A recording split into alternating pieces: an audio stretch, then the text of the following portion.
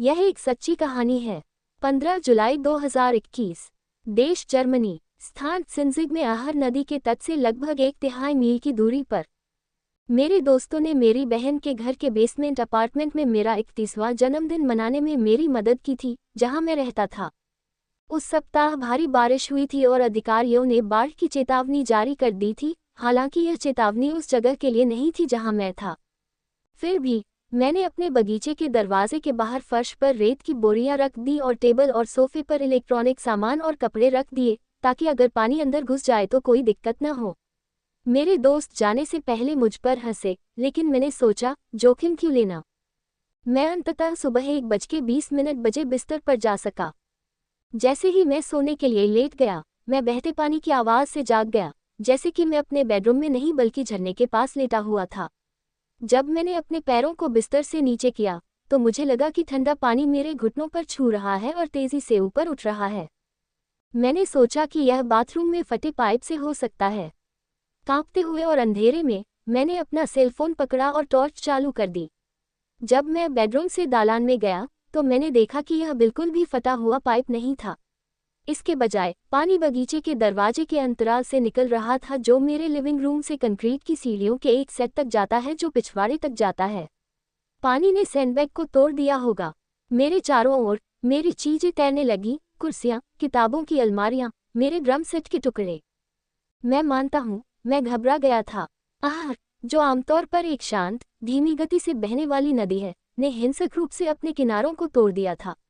और अब मुझे बाहर निकलना था, जल्दी से। मैंने पहले जो जश्न मनाने के लिए शराब पी थी, उसका असर अब खत्म हो चुका था।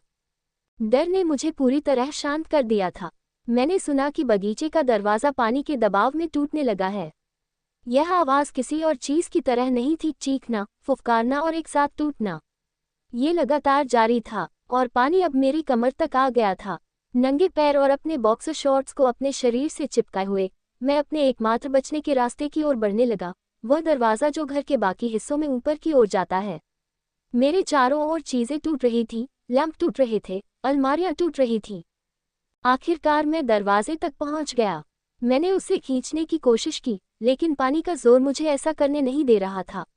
मैंने कई बार उसे थोड़ा सा खोलने की कोशिश की, लेकिन तेज पानी ने उसे फिर से बंद कर दिया। मैंने दरवाज़ा खोलने के लिए किसी भी चीज़ की तलाश की।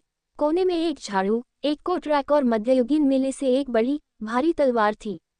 मैंने उन सभी को पकड़ लिया और एक बार फिर से दरवाज़ा खोला।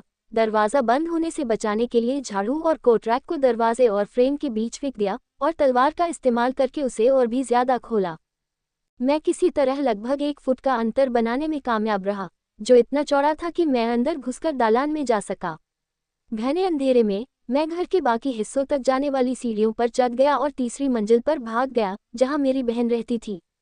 मैंने उसका दरवाज़ा खटखटाया, उसे पुकारा, ये देखने की कोशिश की कि क्या वह ठीक है, जब तक मुझे याद नहीं आया कि वह उस रात घर पर नहीं थी। तभी मैं नीचे मुख्य मंजिल पर गया और बाहर भागा। मैं अंधेरे में खड़ा था, भीगा हुआ और हौंफ रहा था।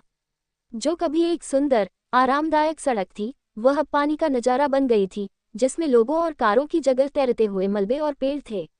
नदी ने पड़ोस को डुबो दिया था, और अगर मैं कुछ मिनट बाद जाग जाता, तो मैं भी उसके साथ डूब जाता। हमें भरोसा दिलाया गया है कि ऐसा कुछ 100 साल में एक बार ही होता है। मुझे उम्मीद है कि ऐसा ही होगा। 180 से ज़्यादा लोग मारे गए और इलाके के कई गांव पूरी तरह बह गए।